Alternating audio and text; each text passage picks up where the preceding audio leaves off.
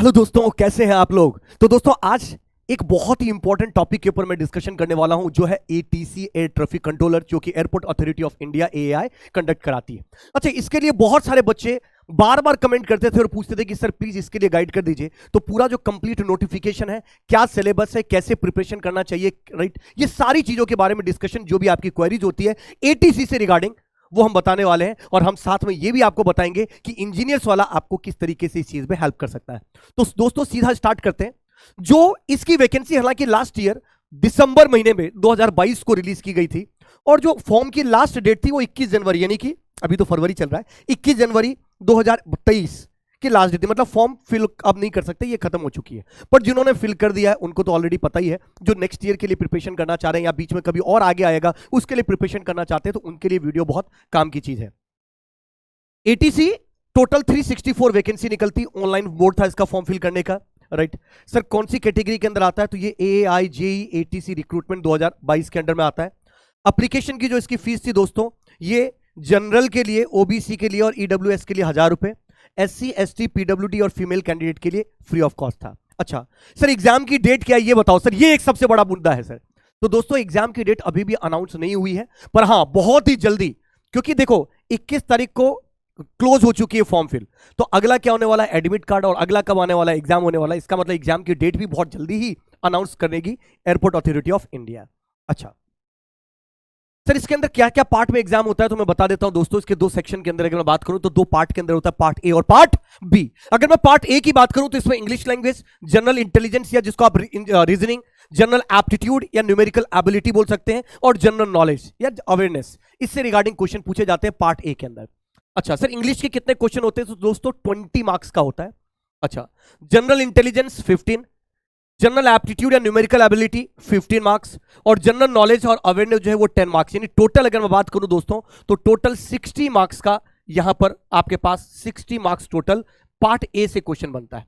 यानी टोटल जो पेपर होता है दोस्तों वो 120 मार्क्स का होता है, और उसका 50% वेटेज जो है वो पार्ट ए है और 50% वेटेज पार्ट बी है, तो 60 मार्क्स।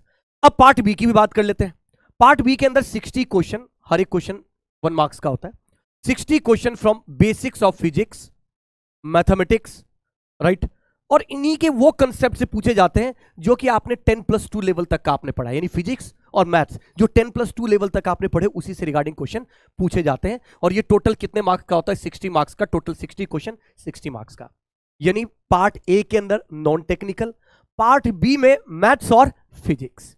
अच्छा, ये बहुत ही आसान होता है, इतना कोई क्रांतिकारी पेपर नहीं होता कि आपको लगे बहुत ही ज्यादा टफ पेपर हम नहीं निकाल सकते, बड़ा इजी है, हल्का सा आपको एफर्ट लगाने की जरूरत है। अच्छा जी, इसका मतलब आपको ये पता चल गया टोटल क्वेश्चन जो है वो 120 क्वेश्चन होंगे, राइट। कितने मार्क्स का होगा सर, 120 मार्क्स का होगा। 60 क्वेश्चन जो होंगे वो पार्ट ए का होगा, 60 क्वेश्चन जो होंगे वो दोस्तों पार्ट बी से होंगे। अच्छा, कितने सर, 120 मिनट्स का होगा, यानी 2 घंटे का पेपर होगा, यानी हर एक क्वेश्चन को आपको 1 मिनट का टाइम डिवोट करना होगा।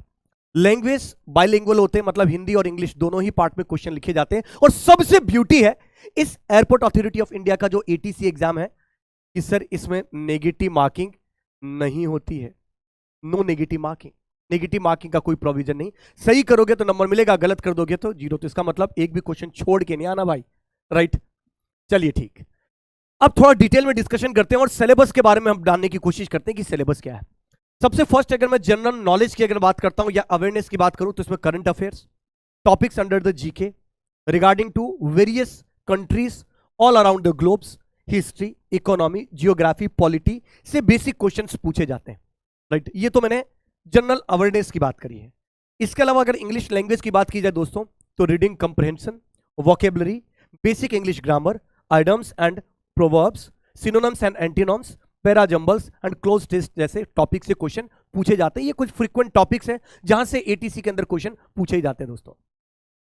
अगर मैं यही बात करता हूं इंग्लिश लैंग्वेज के बाद, थोड़ा सा जनरल इंटेलिजेंस या जो रीजनिंग है उसमें कौन से इंपॉर्टेंट टॉपिक है जिससे क्वेश्चन पूछे जाते हैं, तो दोस्तों इसमें पूछे जाते हैं ऑर्डर एंड रैंकिंग से रिलेटेड, सीक्वेंस एंड सीरीज से रिलेटेड, राइट, सिटिंग अरेंजमेंट से रिलेटेड, ऑर्डर से related, coding decoding, alpha numeric series से रिलेटेड, बहुत सारे टॉपिक्स जो होते हैं। ये मतलब ये एक ऐसे टॉपिक है जहां से जनरली क्वेश्चन पूछे जाते हैं। इसमें मिसिंग नंबर्स, ये जो सीक्वेंस वाले होते हैं ये बहुत ही फेमस है, इसके तो बहुत ही फ्रीक्वेंटली क्वेश्चन पूछे जाते हैं दोस्तों। इसके बाद अगर मैं बात करता हूं जनरल एप्टीट्यूड या न्यूमेरिकल एबिलिटी की, तो क्वेश्चन फ्रॉम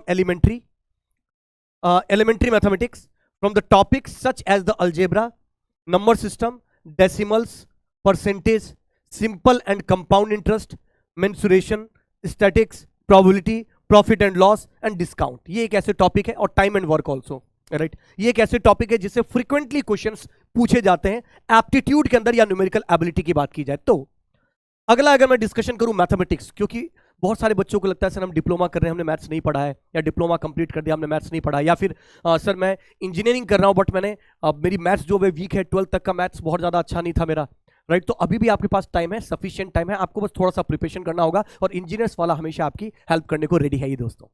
तो थोड़ा सा मैथमेटिक्स के टॉपिक को भी समझ लेते हैं जिससे क्वेश्चन बनने के पूरे पूरे चांसेज होते हैं.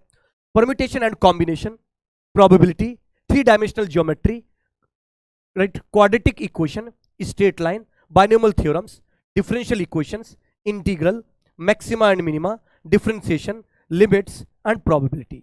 ये वो टॉपिक है जहां से फ्रीक्वेंटली क्वेश्चंस पूछे जाते हैं दोस्तों मैथमेटिक्स के अंदर. तो आप ले सकते हैं स्नैपशॉट भी. अच्छा, फिजिक्स की अगर मैं बात करता हूं तो फिजिक्स का भी बताइए सर, क्योंकि पार्ट पी के अंदर जो है वो 60 क्वेश्चन जो है वो मैथ्स और फिजिक्स को मिलाकर आते हैं. तो सर फिजिक्स का भी सिलेबस बताइए. तो दोस्तों फिजिक्स का सिलेबस है आपके पास electrostatics, current, electricity, moving charge with magnetism, electromagnetic waves, law of motion, optics, thermal physics, electronic devices, scalar and vector, modern physics, wave and optics, static rights and dynamics, electricity. ये कुछ topic है जहां से frequently physics के अंदर question पूछे जाते हैं दोस्तों. तो आपको हमने नॉन टेक के अंदर क्या इंपॉर्टेंट टॉपिक है वो भी बता दिया, और फिजिक्स और मैथ्स के भी जो इंपॉर्टेंट टॉपिक है वो भी आपको हमने गाइड कर दिया. इससे रिगार्डिंग और भी अगर आप लोगों की कोई क्वेरी है एटीसी से रिगार्डिंग कि सर इस चीज के अंदर हमारी ये हेल्प कर दीजिए, तो आप जरूर कमेंट बॉक्स में लिख के बताइए. हमारी पूरी टीम आपकी हेल्प करने को तैयार बैठी है. Till that, thank you very much, all the very best, जय हिंद.